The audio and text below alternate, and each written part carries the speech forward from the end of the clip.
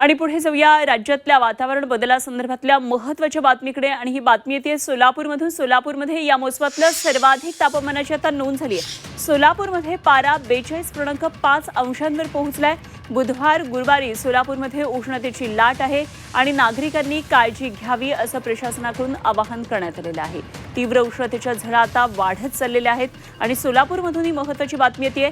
या मोसमातलं सर्वाधिक तापमानाची नोंद ही काल सोलापूरमध्ये झाली आहे आणि सोलापूरमधला पारा हा 42.5 अंशांवर पोहोचलेला आहे आणि पुढचे 5 ते 6 दिवस उष्णतेची तीव्रता, उष्णतेच्या झळा आणखी वाढत जाणार असा सुद्धा इशारा दिलेला आहे। बुधवार आणि गुरुवार सोलापूरमध्ये उष्णतेची लाट आहे असा हा इशारा दिलेला आहे। त्यामुळे सोलापूरकरांना आवाहन करण्यात येत आहे, आरोग्याची काळजी घ्या आणि उन्हामध्ये बाहेर पडू नका, आपल्या आरोग्याची काळजी घ्या असं आवाहन प्रशासनानं केलं आहे।